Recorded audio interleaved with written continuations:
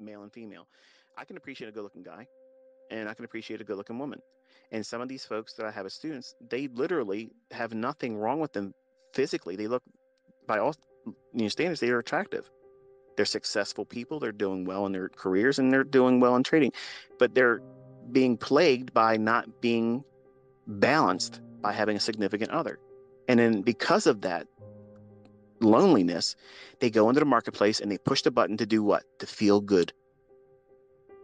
They're allowing their personal life to manifest itself in trading. You cannot look for a feel-good experience in trading. If you treat it like a massage parlor and looking for a happy ending, don't be surprised if you end up with STD. It's as simple as that. You can't do those types of things. These markets will literally take you out. They'll make you second guess everything, remove all sound logic, and you'll lose control. Like a drunken, promiscuous affair on the weekend that your spouse doesn't know about. You'll be in there doing stuff you shouldn't be doing. So why invite it? Why live your life like that to allow manifestations of those types of things in your trading? Folks, this is your business. This isn't a game. This isn't a hobby. If it is, you're doing it fucking wrong.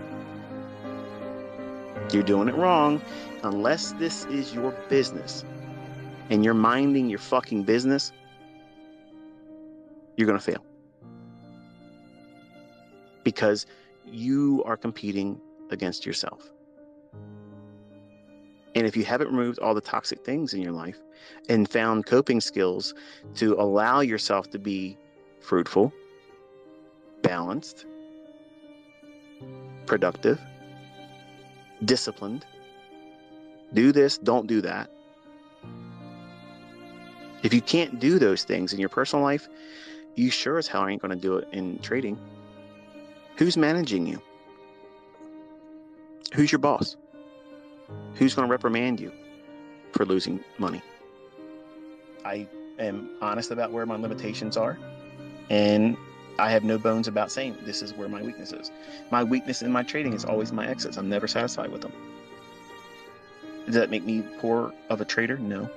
It means I'm honest. It means that I do have weaknesses. I just don't know how to make them better than they are. And when you have frailties, you have to embrace them. Don't try to hide from them.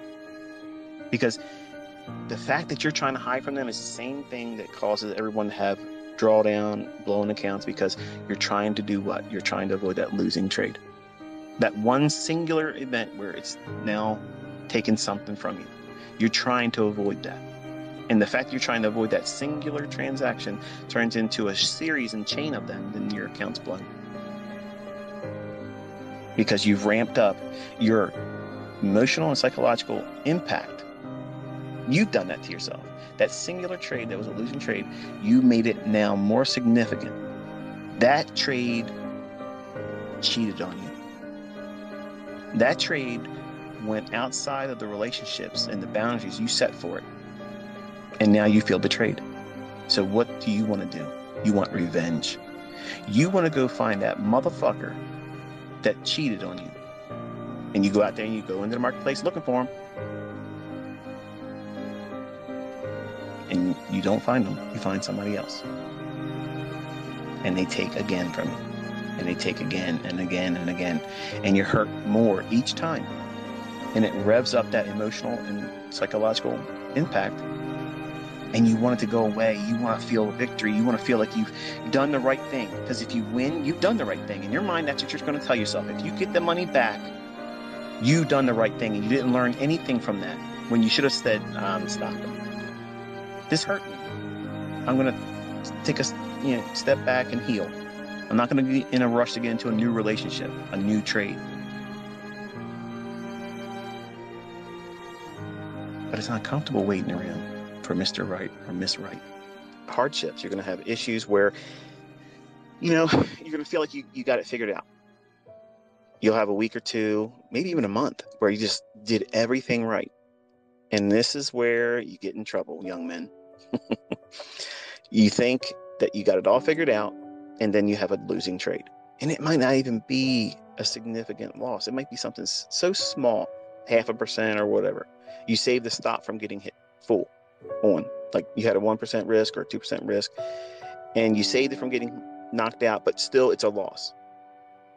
Now, you're not looking at the fact that you were able to mitigate the total 1 or 2% hit to your account because you protected the stop loss. You saw it was going to turn on you. You closed it before it went to your stop. That's commendable. That's a skill set, not to promote the idea of paranoia, but if you're beginning to trade with live funds, if you do that initially and you are aggressive about cutting your losses, that alone would probably keep you alive long enough to find a way to grind through the adversities. Because when you get a real good winning trade, it doesn't wait around. It just takes off. It just runs. But the problem with this business is you want to second guess yourself so much because you're trying to avoid losing. This is the number one characteristic of a losing trader.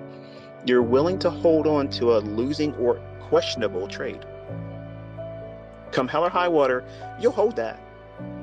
It isn't moving like you wanted it to, but damn it, you're not letting go of it.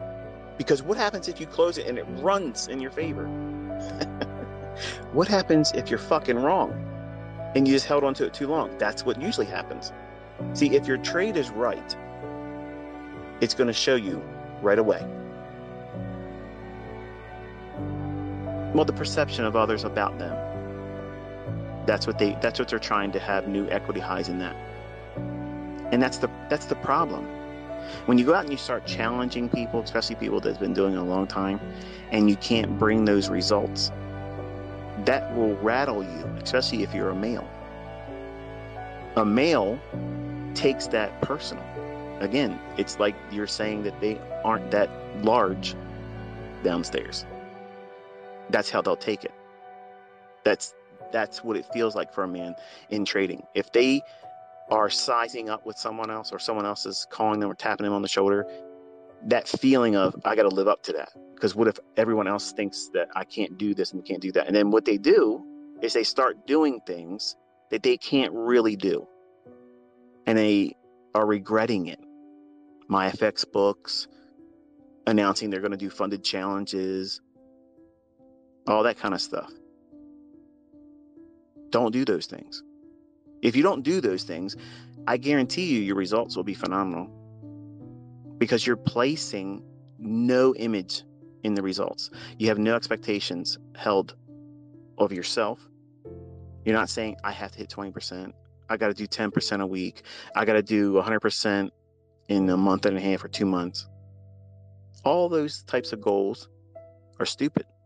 If you haven't been trading for at least 3 years and you're trying to do stuff like that, you're really making it more difficult than it needs to be. Versus, what happens if you just try to make 2% a week? Would you be happy if you had a funded account with, I don't know, $100,000 and you tripled it over the course of a year? I mean, how many of you would be like, fuck you, I don't want $200,000. Are you crazy? $200,000? What the hell would I want to have $200,000 for? That's insulting, ICT. Why would you even ask me that? That's what some of you are basically saying without saying those words. Because you want to double your account every month. What would $200,000 a year do for someone like yourself? Would it change your comfort?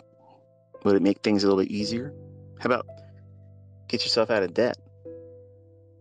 Well, you don't have to work very hard to get that kind of result.